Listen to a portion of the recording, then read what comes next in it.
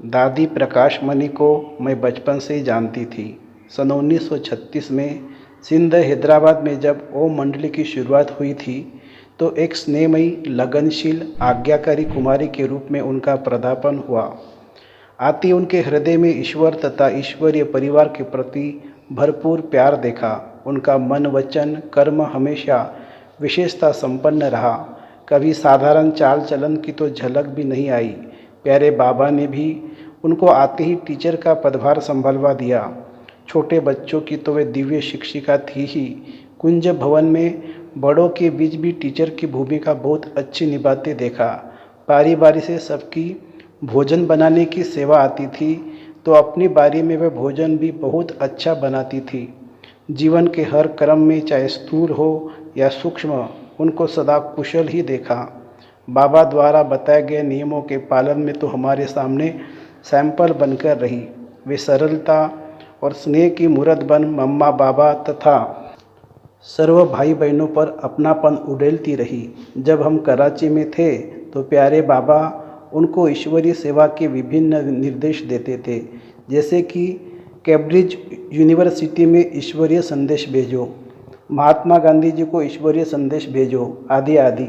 दादी जी बड़ी तत्परता से इन सभी को अमल में लाती थी। वे बाबा के निर्देश, श्रीमत तथा इशारे को तुरंत पकड़ती थी और पूरा करके दिखाने में हमारे लिए मार्गदर्शिका की भूमिका निभाती थी। जब हम आबू में आए तो स्थान, वातावरण, परिस्थितियां बदलने के कारण भिन्न भिन्न बातें परीक्षा के रूप में सामने आई, पर दादी जी हर परिस्थिति में अचल अडोल देखा। कभी उनको व्यर्थ संकल्प बोल में नहीं देखा। सेवा के क्षेत्र में भी उनका जहाँ जहाँ कदम पड़ा वहाँ वहाँ स्थापना का नया इतिहास रचा गया। दादी जी ने कानपुर, लखनऊ, पटना, मुंबई आदि के अनेक स्थानों पर अनेक आत्माओं को प्यारे बाबा के वर्षे का अधिकारी बनाया। प्यारे बाबा के अव्यक्त होने के बाद संगठन के लिए मजबूत बनाया, संगठन के किले को मजबूत बनाया। सभी को धैर्य, आशा और उमंग का पाठ पढ़ाया। यज्ञ परिवार में दिल मिलाने और दिलाराम भगवान से दिल का प्यार पाने में प्रेरणाएं भरी। बाबा के अव्यक्त होने पर मेरे मन में प्रश्न था कि अब मुरली कौन सुनाएगा। प्यारे बाबा कहा, दादी प्रकाशमणि मुरली सुनाएगी और पुरानी मुरलियाँ दोहराई जाएगी।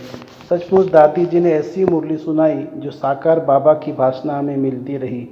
सन 1974 में दादी और दीदी दोनों ने मुझे विदेश सेवा के लिए भेजा और प्यारे बाबा की श्रीमत और बड़ों की दुआओं से जर्मनी, अफ्रीका, कनाडा, कैरेबियन आदि स्थानों पर सेवा का बीज पड़ा।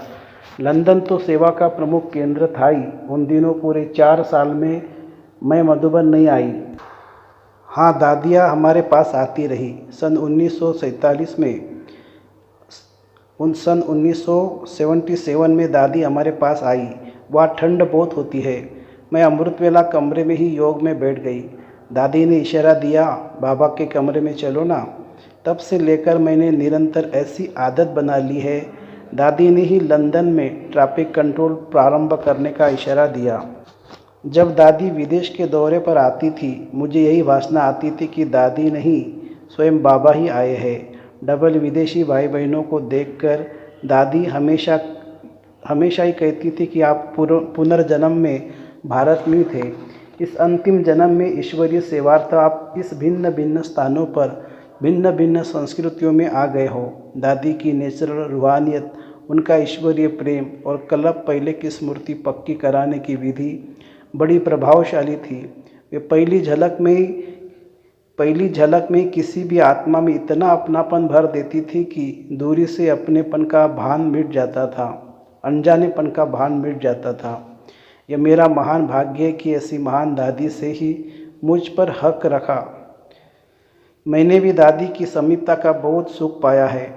दीदी मनमोहिनी जी के सन 1983 में जब देह त्याग किया तो सभी को विचार था कि शायद अब मुझे मधुबन में ही रखेंगे, परंतु मिठी दादी ने ही उमंग दिलाकर मुझे विश्व सेवा पर भेजा। मधुबन मुख्यालय की जिम्मेवारी निभाते हुए दादी स्वयं भी विश्व सेवा पर जाती रही और जहाँ जहाँ उनके कदम पड़े वहाँ ईश्वरीय सेवा के नए बीज अंकुरित हुए। सेवा वृद्धि को पाती गई। जब दादी का स्वास्थ्य ठीक नहीं था तब भी उनका मुस्कुराता हुआ चेहरा देख कर्माती स्थिति की प्रेरणा मिलती रही। चेहरे पर जरा भी दुख चिंता की लहर नहीं दिखाई। जैसा बाबा हमें बनाना चाहता है वो सबूत देखा। वे याद में लवलीन रहती थी, बेहद सेवा को भी सामने रखती थी और सर्व का सहयोग लेने का भी बड़ी सुंदर सुयुक्ति उनमें कर्मों से देखने में मिलती थी। संक्षेप में यही कहूँगी कि बाबा की हर आज्ञा का पालन करते करते दादी बाप समान सबकी प्रेरणा स्रोत बन गई। ऐसी मीठी प्यारी दादी के कर्तव्य, गुणों और चरित्र और महानताओं की झलक दिखलाने के लिए हमने ये एपिसोड शुरू किया है और 25 अगस्त तक हम दादी की अच्छी अच्छी कहानी सुनाएंगे। तो इस चैनल को आप सब्सक्राइब करिए और लोगों को शेयर भी कीजिए। ओम शांति।